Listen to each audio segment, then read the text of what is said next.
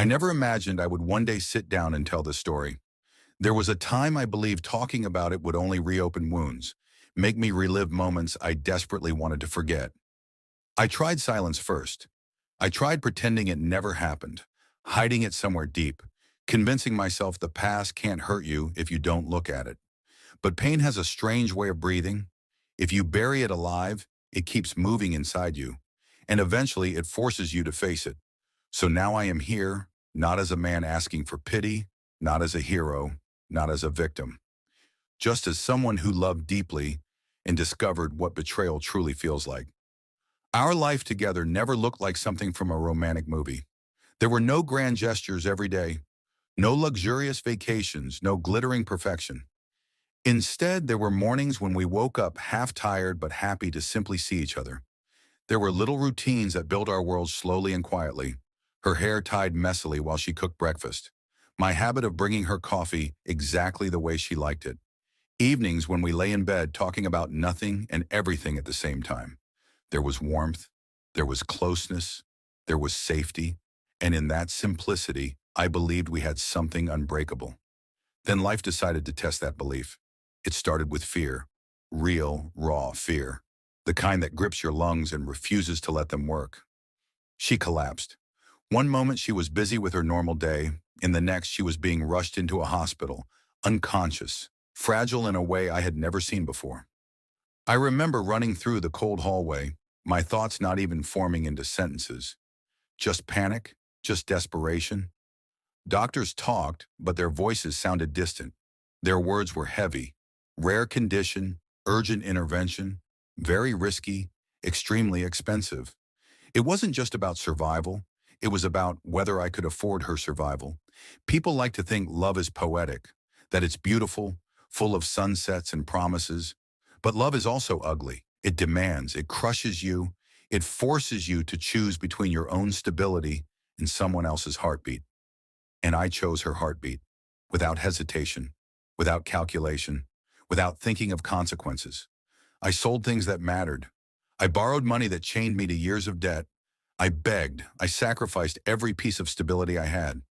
I didn't think about myself.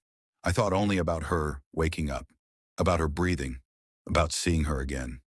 There was a doctor, calm, confident, reassuring. He promised to try everything.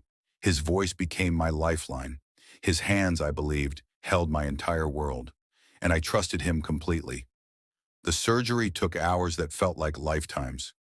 I remember sitting in an uncomfortable hospital chair, counting moments, praying silently even though I wasn't really religious. Every time someone walked past me in a white coat, my heart jumped. Time stopped meaning anything until finally they told me she survived. She was weak, pale, fragile, but alive. I saw her open her eyes, saw tears fall down her face when she realized she was still here, and I thought, this is worth everything, every dollar, every sacrifice, every sleepless night. This moment is worth it. But I didn't know that saving her would cost me something much deeper than money.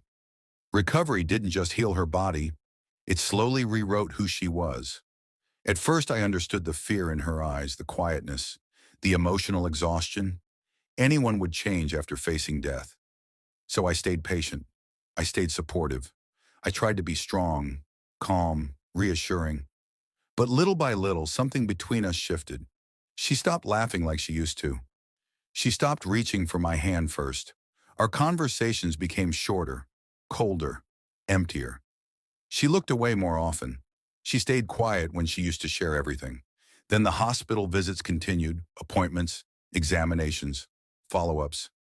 I thought it was normal, necessary, life-saving. She always returned distant, thoughtful, somewhere far away in her head. And every time she spoke about her recovery, she never said, "You saved me." She said, "They saved me. The hospital saved me. He saved me." That "he" started echoing in my mind far too often. I tried not to be jealous. It felt ridiculous to be jealous of the man who literally saved her life. But love is fragile, and loyalty can be poisoned slowly, silently, without dramatic signs. She began talking about him differently, with admiration, with warmth, with something I used to see in her eyes only when she looked at me. Then came emotional distance, physical distance, nights where she turned away from me in bed, days when she avoided my touch like it burned. I tried to hold her one night just because I missed her warmth, because I missed feeling like I mattered. And that was when she said it, coldly, tiredly. Please don't. I don't want to feel like I owe you anything. You didn't buy my life. You chose to help me. That doesn't mean I belong to you. I didn't even know how to breathe after that. I never saved her to own her. I never sacrificed to control her. I didn't keep her alive to receive gratitude. I did it because love doesn't measure, doesn't calculate, doesn't think what will I get in return. But that's how she saw it now. Not as love, but as obligation. And obligation is something she wanted to escape. Soon came lies, small at first, then bigger, then undeniable. Late returns, changing explanations, emotional absence. Until one day the truth didn't hide anymore. I found messages, words full of warmth, affection, intimacy. Feelings that were supposed to belong to me were now written for someone else. The doctor, the same man I thanked, the same man I respected, the same man I trusted with her life, had taken a place in her heart that used to be mine. When I confronted her, she didn't scream. She didn't panic. She didn't even deny it. She looked at me like something heavy had finally fallen off her shoulders.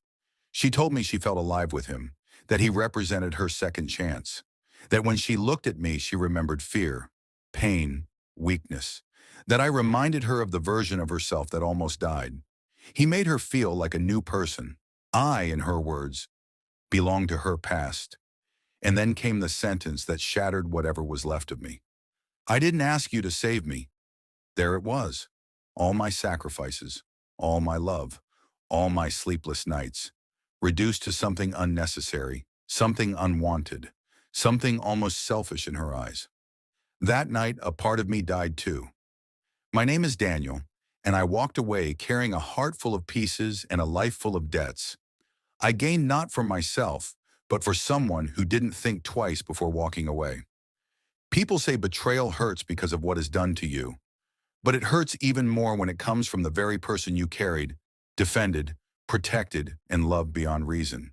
But with time, with pain, with nights of silence where I had nothing left but my thoughts, I understood something. I didn't fail. I didn't lose because I loved deeply. She lost because she was incapable of valuing that love. I didn't break because I sacrificed. She broke something inside herself when she chose selfishness and named it freedom. I saved her life, and she destroyed the world I had inside me. But I survived, and I learned. And I can still love honestly. She will always have to live knowing she betrayed the person who gave everything to keep her breathing. And that is a burden heavier than any debt.